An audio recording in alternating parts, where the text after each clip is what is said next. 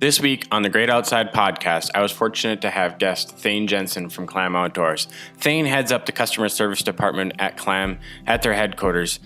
Thayne is an avid outdoorsman, whether he's spending time on the water or out in the woods hunting. You won't want to miss this episode as we cover lots of great things from the history of how he started in the industry with Clam Outdoors and some of the most memorable stories out in the field, whether he was out hunting or fishing. Stay tuned, as this will be a great podcast that you'll want to make sure to listen into. That's a little breezy for us here in Minnesota, but you know what? I'd still go fishing in it. Heck, I'd go fishing today, and I think she's blowing 20. Absolutely. Life is short, and you got to take advantage of those days. And I fish to de-stress. I hunt to get away from the rat race of every day, and you know, just let it all go and recharge the batteries. And that's what it's all about. You know, whether it's turning the phone off and spending those 4 hours on the water and just complete here and now scenario, or getting out and hiking in the mountains and getting away from everything. And I agree. Either my 7th or my 8th year with Clam, albeit, you know, I started, it's been kind of a unique situation. You know how they say, you know, you'll know when you find the right job. Well, what I can tell you is, you know, I won't even call it a job, because I enjoy every day I'm in the office. I enjoy the people I'm with. I enjoy the products that we sell, and I enjoy our customers. So it's truly been a blessing in that regard, Tanner. All right. Welcome back, everyone, to this episode of the Great Outside Podcast. I'm here with a good friend of mine, Thayne Jensen. Thayne was with Clam Outdoors, Blackfish Gear, all-terrain tackle, kind of a whole smorgasbord there of an umbrella of what they've got. And I've been fortunate enough to spend a few days on the ice with Thayne between Ice Team University and a few media events we've held in Devil's Lake. And I'd just like to welcome you to the show here. Thayne, how are you today? Hey, Tanner, I'm wonderful. It's a beautiful Monday morning. How about that? I don't even know what day it is anymore working from home, but it's gorgeous out other than a little wind. But you folks in North Dakota aren't, that's normal for you, right? It is. It's very normal for us. And, you know, we had a pretty windy weekend here, but we usually get a few calm days up here in North Dakota. I mean, calm in our neck of the woods is 10 to 15 mile an hour wind. So I don't know how about over there, if that's calm to you guys, but yeah, we're used to a lot of wind over here. Yeah, no, it's that's a little breezy for us here in Minnesota, but you know what? I'd still go fishing in it. Heck, I'd go fishing today, and I think she's blowing 20. Absolutely. Life is short, and you got to take advantage of those days. And I just wanted to preface this podcast here a little bit. I know you're en route to, I believe, Lake of the Woods currently right now. So if you hear any audio quality things here or there, just stick with us. We'll get through them. But I know you're kind of in and out of some cell phone services. You're sitting over there in the passenger seat. You got me now? Yes, I got you now. How about me? I got you. Perfect. So, Thayne, just kind of curious on how long have you been with Clam Outdoors now? So I was thinking about that just the other day. I think I'm running into either my 7th or my 8th year with Clam. Albeit, you know, I started, it's been kind of a unique situation. You know how they say, you know, you'll know when you find the right job. Well, what I can tell you is, you know, I won't even call it a job, because I enjoy every day I'm in the office. I enjoy the people I'm with. I enjoy the products that we sell, and I enjoy our customers. So it's truly been a blessing in that regard, Tanner. I've done a little bit of everything, man. You know, in college, I did some, I worked at a lumber yard. I sold lumber. I did some loss prevention. Summers, I worked for the resources, running campground and maintenance around the park. Kind of sparked an interest in law enforcement. I got a full-time job at a cabinet manufacturer. I got married, became a volunteer police officer, did that for 12 and a half years, alongside my full-time job working at a cabinet company down in Iowa, and decided to get out, and I was a sales rep in the kitchen and bath cabinet industry for 10, 12 years, and had my own agency, and that went really, really, really good for the longest time. And then the housing market deal crashed, and I left myself basically in a situation where it was time to well, as they say, fish or cut bait. Well, I decided to shut her down and didn't really do much for a while. My wife, God bless her heart, she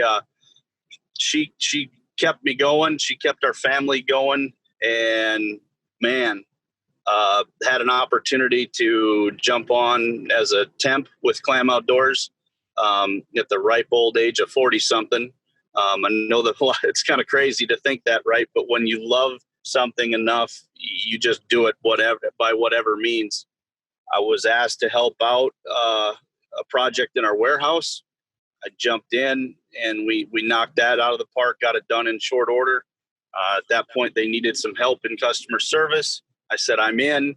That looked like Saturdays and Sundays, helping stay on top of emails.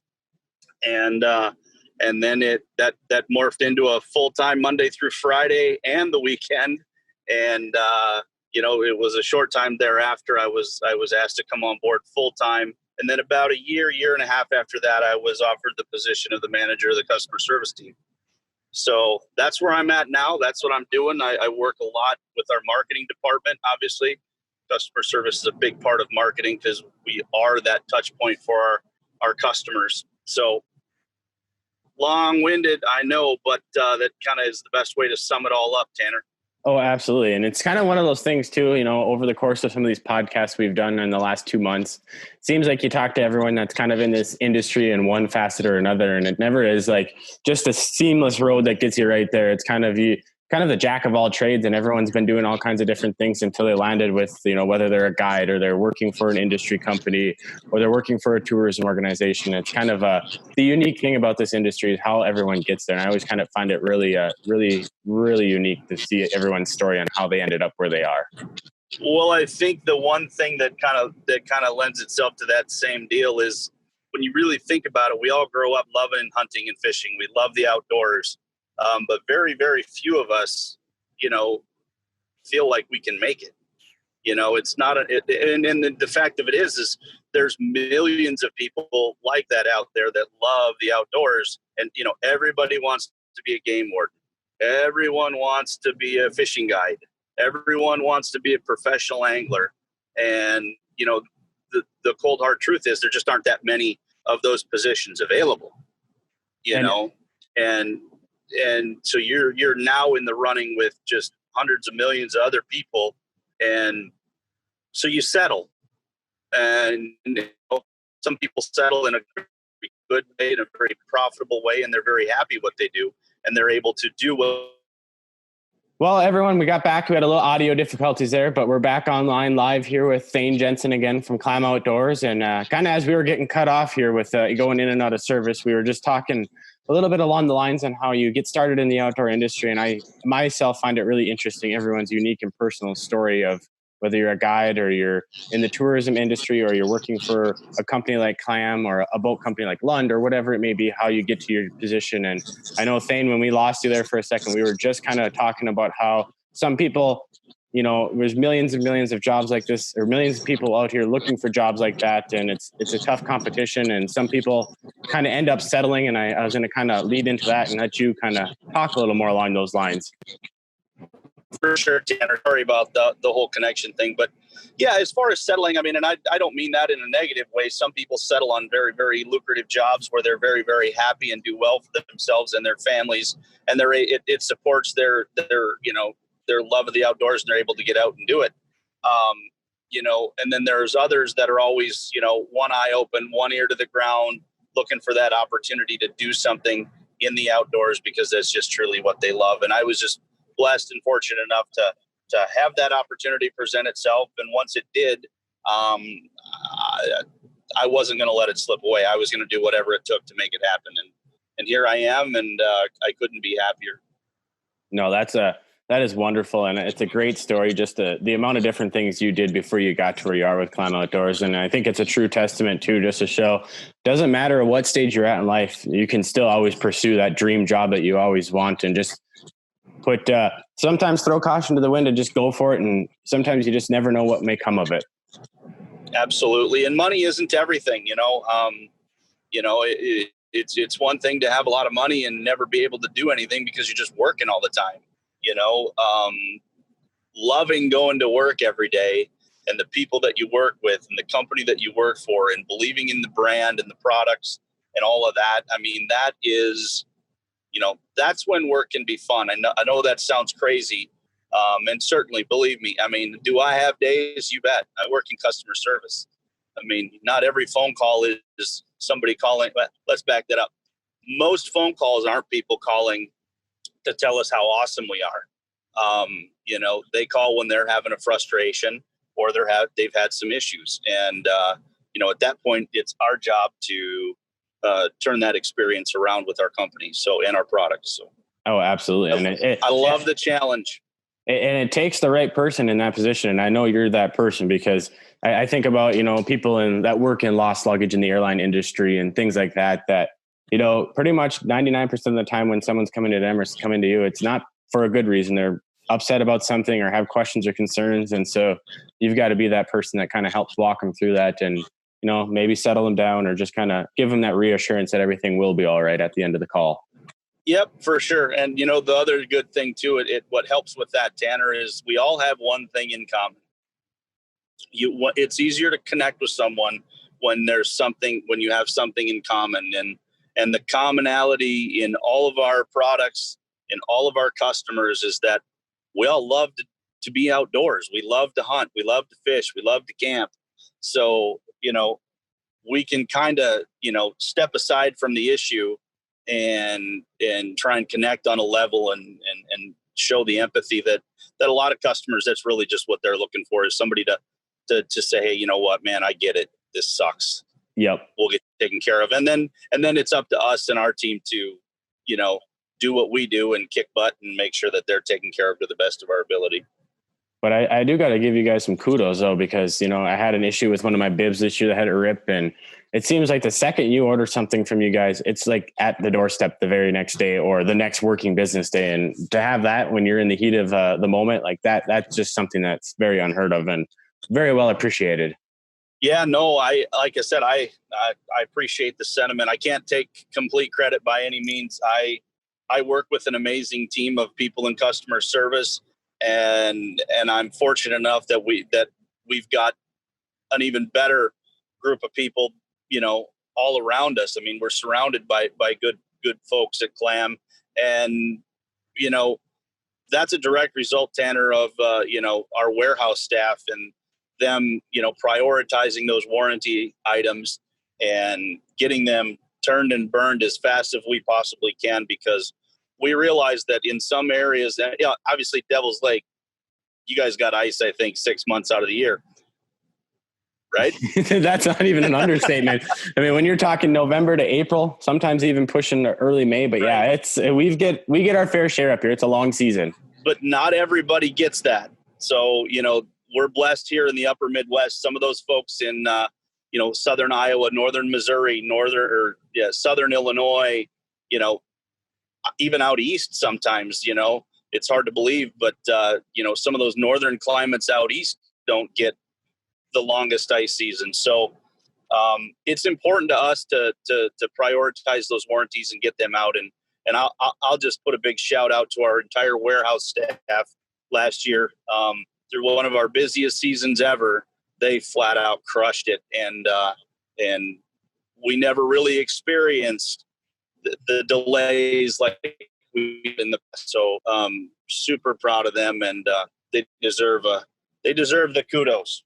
Absolutely. No, you guys do a wonderful job. And I know it's not easy, especially when you're running from show to show, like we had, the St. Paul Ice Show that I know we get there a couple of days early, but you guys, I'm sure they're even earlier getting everything set up. And then you're running from that to, over to the Fargo Ice Show and to other ones. And it's just, there's a lot of pieces to the puzzle in this industry. And to be able to make everything work fluidly is quite amazing in my world. It's nuts. It's amazing. And kind of on that token, in being able to squeeze time in to come up and do media events. Like I know you were up here, that was towards the end of January this year, where you and was it Tony Mariotti came up and spent a few days with us with a couple outdoor writers, and were able to help kind of speak the word of Clam on some of the product you guys had, whether it was the hub style shelters or the flip overs, or even some of the Clam Pro tackle and different things like that. So the fact that you guys aren't just, sitting back at the factory and getting orders shipped out and this and that, but actually feet on the ground, hands on the ground, ready to help in every imaginable way is just flat out amazing. Yeah, well, like I said, and that's the other thing. People think we're this big giant company, but it's crazy to think that there's probably 30 some odd people that work there full time on any given day. During the busy season, we do bring in some seasonal help, but it affords us the time. Once we get through that last show, Tanner, as you well know, you can kind of start to take a breath. Things start to slow up just a bit, and it does afford us some time to get out and do some of those media events, which are so very important because we need to provide the media with content. We need to get out and actually use the product with them and make sure that they're educated on exactly how it works and what it's for and everything. And, like I said, sometimes that gets to take place in some pretty cool locations like Devil's Lake, North Dakota. It was. And what was that? Was it the pinhead minnow? Was that what you were using that first night we were out there and you were catching all these walleyes without any bait on there at all? Yes. See, so that kind of became something that we were hearing all over the place on social media was pinhead minnow, no bait, jointed pinhead, no bait. It's like, all right, let's try this. And I recommended it to a couple of people because we get those calls too. Hey, I'm going here. What should I use? And we do our best to help when time permits. And I told a guy, I said, hey, jointed pinhead minnow, no bait, give it a go. He wins the tournament in his local area. And I'm like, well, this is definitely something I got to try. So yeah, that was my first time rolling with the pinhead minnow, no bait, but, it crushes the fish, man. It was unbelievable because I know, up there on Devil's Lake, where you're so used to, small tungsten jigs with wax worms and stuff like that for the perch bite. When we're chasing a walleye, it's either a dead stick with a full minnow or just like a clam blade spoon with the minnow head on it. And I'm always minnow head. And the fact that you were able to do that without any live bait on there, I just couldn't imagine it. I would have never believed it until I actually witnessed it right then and there in front of you. And it's something that I'm going to be trying this next winter for sure. Absolutely. It's kind of fun when you don't have to worry about fiddling with live bait. You can just catch that fish and you can move down there. Yeah. And there again, I mean, that's plastics is kind of the similar thing, Tanner. It was tough for me to move away from meat on a hook when you're pan fishing, but plastics is sure an awesome way to, get your fish back down there. They just last longer. They do. And, Boomer and I were fishing probably about 3 or 4 winters ago, and we had a pretty good perch bite going. And just for the heck of it, he decided to throw on, I forget what plastic it was. And I was fishing minnow head. And we probably ended up with 20 perch at the end of that day. And it was a pretty even trade of 10 perch with the minnow head, 10 perch with the plastic. And up until that point, I had absolutely no confidence with plastics in the winter. But that little bit right there just kind of changed my mind and gave me that confidence to start utilizing that more and more. Absolutely. Confidence is everything in fishing. It really, really is. It is. And that's kind of what happened up here probably about 10 years ago. The Masters Walleye Circuit had a artificial only tournament on Devil's Lake.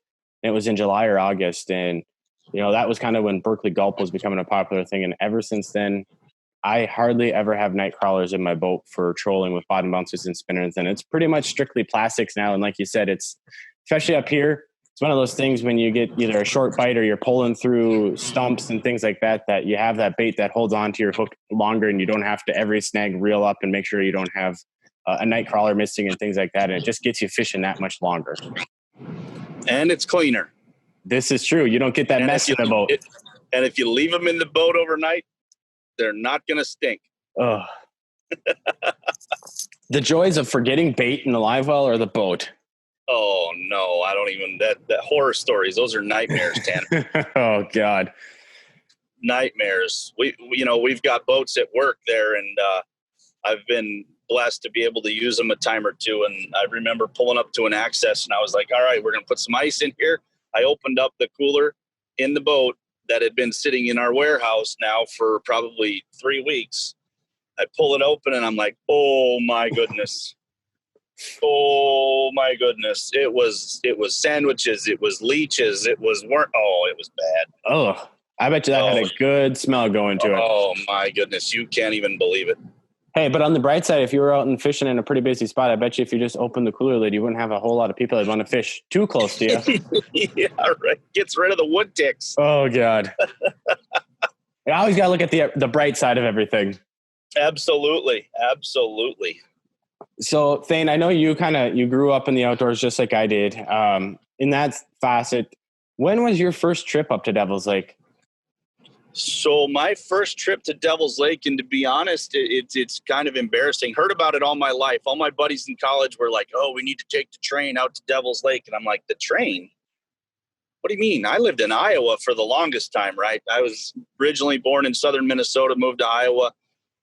Dad retired with John Deere, so that's what took us there. But finally found my way back. But I did go to college in southern Minnesota, so all those guys were, well versed in the whole ice fishing program, and I did a lot of it with my uncle back home in Iowa. But yeah, this taking the train to Devil's Lake sounded like fun, but I was like, I just don't know if I want to drive out there for perch, right? Mm-hmm. The internet I hadn't seen it.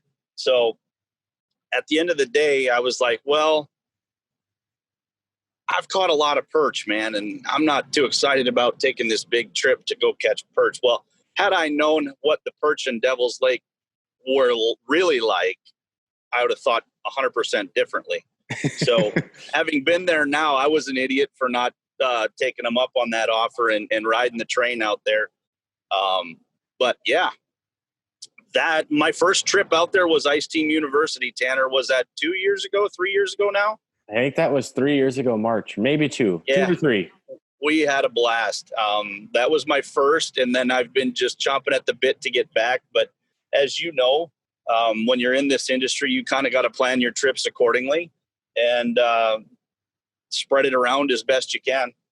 Oh, exactly. And then also on that same token, a lot of it being ice fishing trips, Mother Nature also likes to throw her part in there too, because we've had a few different events where we've been planning them for a couple of months, and then, about a week out, there's forecasting a blizzard, and it's like, well, do you pull the pin now because you've got people driving in from anywhere from 6 to 10 hours in, and if they're talking 40-mile-an-hour winds, and it's not the best way for you guys to display your product or us to get people out on the ice, and sometimes you just have to postpone a lot of those events, and I know that's happened in years past too. So not always the easiest to plan in this industry for a weather-wise. No, that's for sure. We've had some. We had an Ice Team U Lake of the Woods where it blew like crazy. It blew, I believe, day 2 at Ice Team University out on Devil's Lake there. I almost invented a new sport. It was called pub shelter parasailing. Ultimately it worked out okay, but man alive, I about went for a good ride.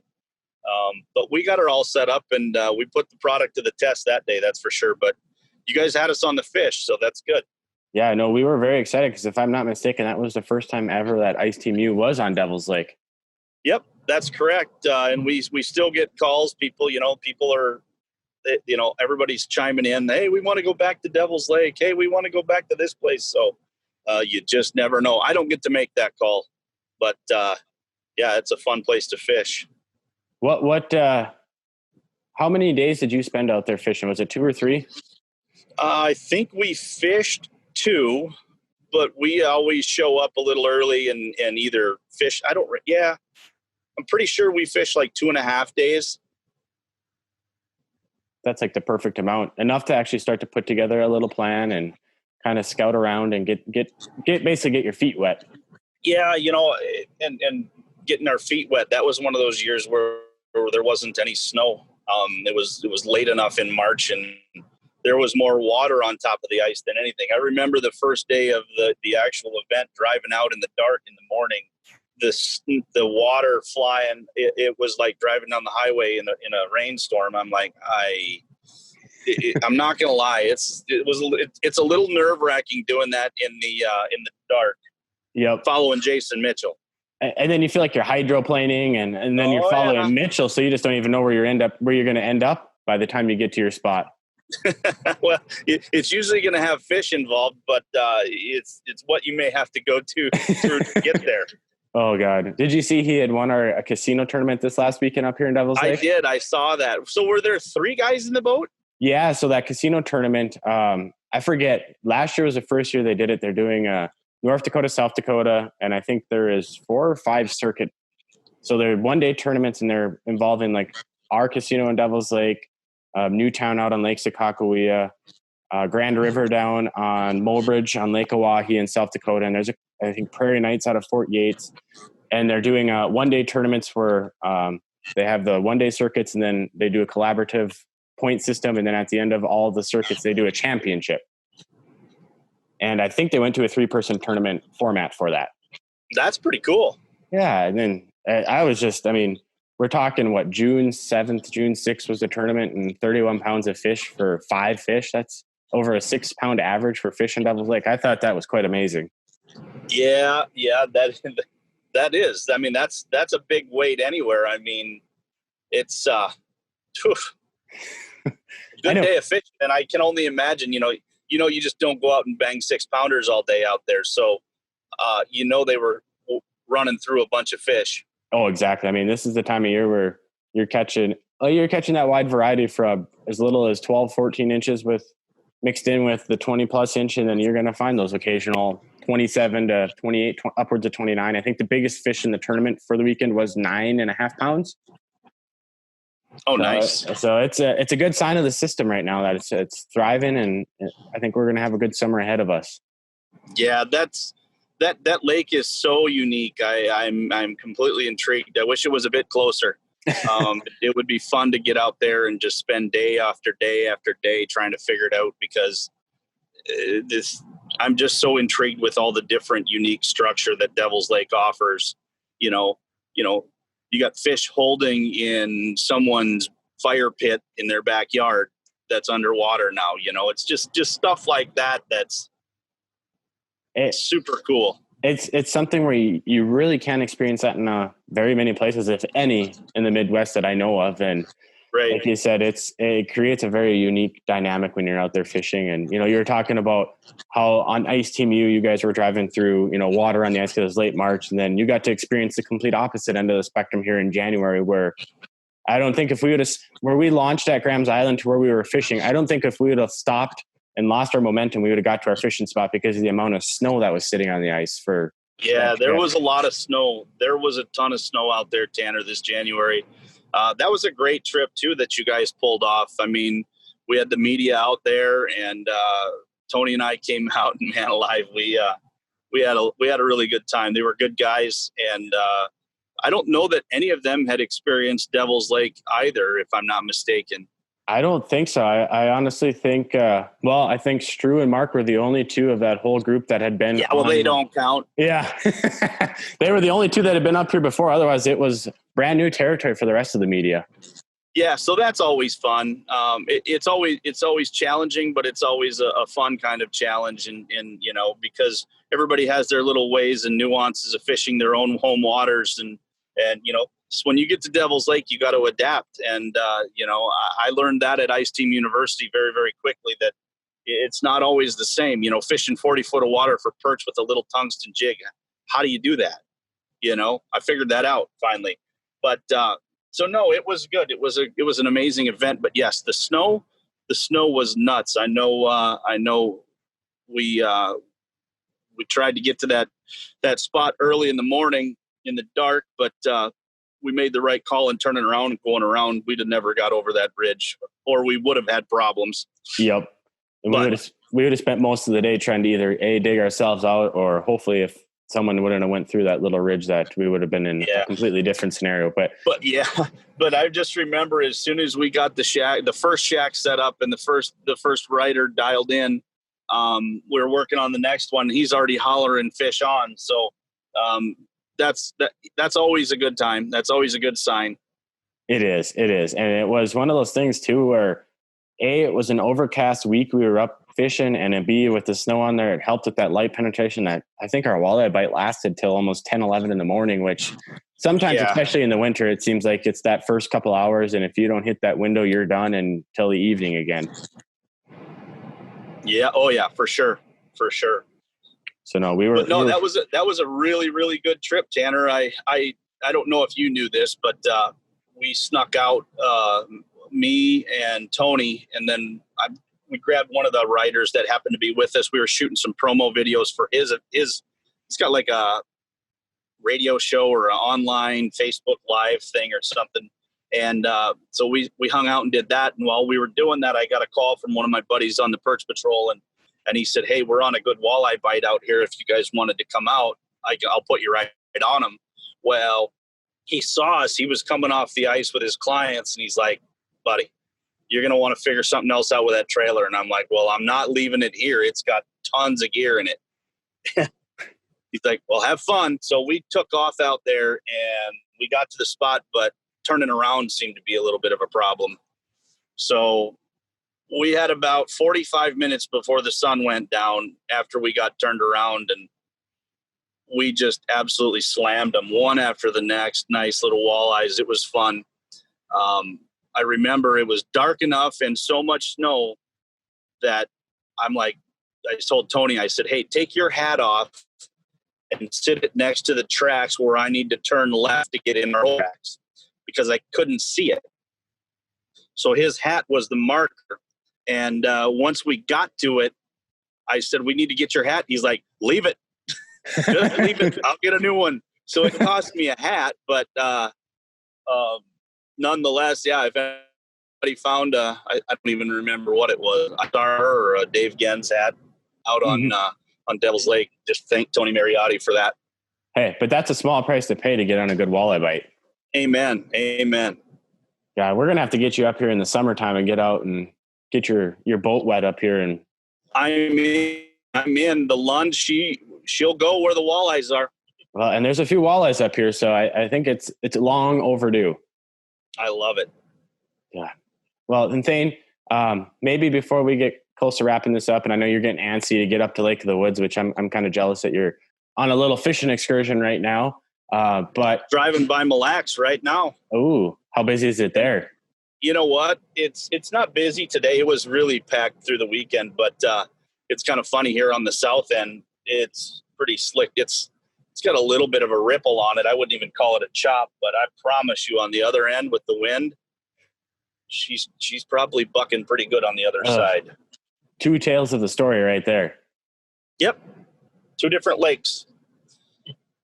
No, so, what I was going to just kind of end with here and put you on the spot with would be, maybe just as we've been talking on a lot of these podcasts, it's just kind of really interesting to hear all the stories of everyone with their families and their relatives and their friends out enjoying everything, whether it's hunting or fishing. And I kind of wanted to just kind of end with maybe hearing one of your fondest memories or most memorable days you've ever had out on the water, whether it's ice fishing or open water. Wow. Which could be anything. And I know maybe you've got tons of those. Yeah, I'm going to give you, the first, I've got two that jump out, Tanner. So if you're okay with it, I'll throw two at you. Absolutely. The first one was when I was a young kid, was with my mom, dad, and sister. We're up on Lake of the Woods, and I was little. I don't even know how old I was, but I was just throwing a spinner around, just having fun. Didn't even have a minnow on it at the time. My mom had to use the restroom, so we take her to shore. And on the way into this island, there's a big, giant rock, and it's got a turtle sitting on the top of it. I cast up there to try and knock this turtle off, and spinner hits the rock, turtle flops in the water, spinner hits the water, something smashes the spinner. I set the hook, I'm fighting this thing on my little Zebco 202, right? It comes, and I'm like, "Dad, I got a little northern," because we'd been catching them all day.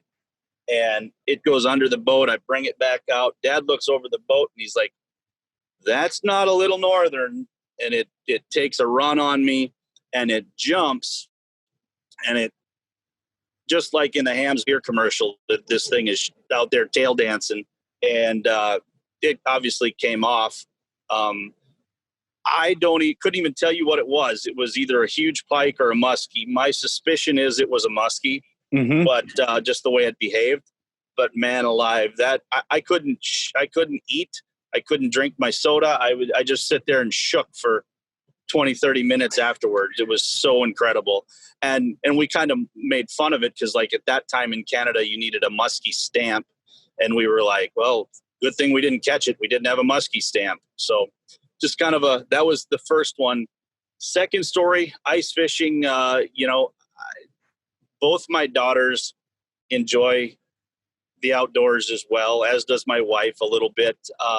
But to have my oldest daughter away at college reach out to me and say, Dad, will you take my roommate and I ice fishing when we come home? I'm like, holy moly, perfect, So that's the stuff that a parent dreams of.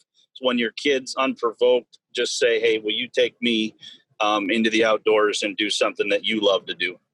Oh, that is wonderful. And the first story of this, having that experience and being able to, like, I've been there before, whether it's been a big walleye or after shooting an elk, and you sit there and you really can't do anything. Like, I've had experiences where I can't drive the boat for a half hour after catching big fish because you just lose every capacity in your mind.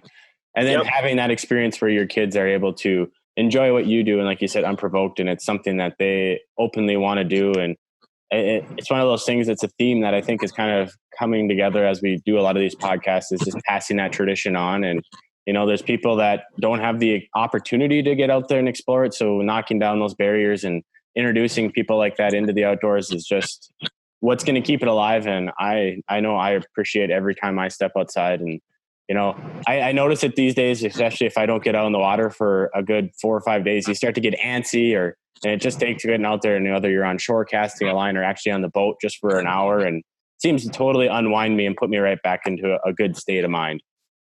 Absolutely. I mean, for me, it's a total battery recharge. A lot of people have asked me about tournament angling, and I want nothing to do with it. There's nothing against it. I enjoy watching them. I'll go, I'll work one, but I don't have an interest in tournament fishing because that's not why I fish. There's just too much additional stress then. I fish to de-stress. I hunt to get away from the rat race of every day and just let it all go and recharge the batteries. And that's what it's all about, whether it's turning the phone off and spending those 4 hours on the water and just complete here and now scenario, or getting out and hiking in the mountains and getting away from everything. And I agree. Sure. The added stress isn't always the nicest thing, and being able to just completely unwind, de-stress is truly what it's all about.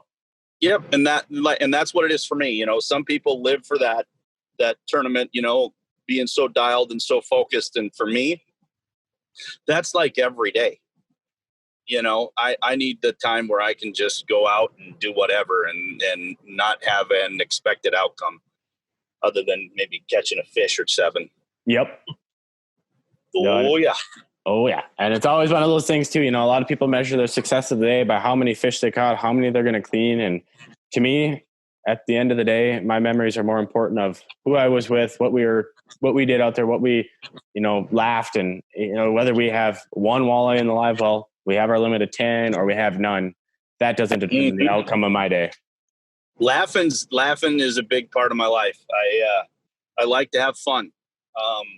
I'm a big proponent of work hard, play hard, but have a heck of a good time, or as much fun as you can while doing both. And that's, to your point, it's not about the fish in the live well. To be honest, I rarely keep fish. I'm not a big fish eater. Mm-hmm. Doesn't mean I won't eat them, but it's, whatever. I would rather just put them back and come back and catch them again.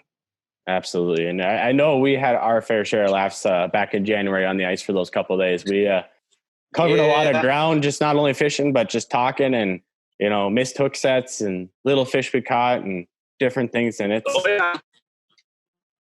I will remember that trip for a long time. I enjoy hanging out with just about everybody. Like I said, if we're outdoors and you're an outdoors person, I'm good. We're good. Life is good. We'll get along. Amen. Well, Thayne, unless you've got anything else you want to add, I'll let you guys mosey your own way up to the northern Minnesota to, I think you said you're heading up to Badette and, Yep. Heading to Badette, jumping on a water taxi out of Sportsman's Lodge. And we're going to go up to Oak Island, stay with a buddy up there. And normally we fish the Canadian side, but due to the old Corona deal and Canada being closed still, we're going to explore some new waters of northern Lake of the Woods. Northern United States Lake of the Woods, I guess is the best way to put it. Probably no lake trout this trip. Hey, but you know what the beauty of fishing is? You just never know. Sometimes you might just get extremely lucky, and those fish you might have found the one stray one. Yeah, well, it happens, I think, on the south. They call it the south end, right? But it would be the northernmost south end, I guess. So, yeah, we're just going to bang around there up by the angle and see what happens. Should be fun. Perfect. Well, and we're gonna put some dates down here and find a way to get you out here to Devil's Lake for the open water season. And whether it's this summer or plan a spring trip next year once everything's gone behind us, and we'll get you out here and a little bit of a taste of Devil's Lake during the open water season. Tanner, that would be awesome, my friend. Well, let's talk about that. We'll see what kind of a group we can put together and make it happen. Absolutely, Thayne. I think that would be a fun time, and it's long overdue, like I said before. For sure. Well, thanks for joining me this week, Thayne. It was great to kind of hear a little bit of your story of how you got into the outdoor industry and a little bit about Clam Outdoors. And I know we'll have some time on the water and ice together in the near future, and maybe then we can dive into a little bit more of some product information at that time on another podcast. Hey, anytime, my friend. You know me. Absolutely. Well, enjoy your trip up there, and I expect to see some pictures from you over the next couple days. Sounds good. Now you get out there on Devil's Lake and catch some, and we'll compare notes. That sounds wonderful, Thayne. We will do that. All right, my friend. Take care. Take care. Bye-bye. Bye.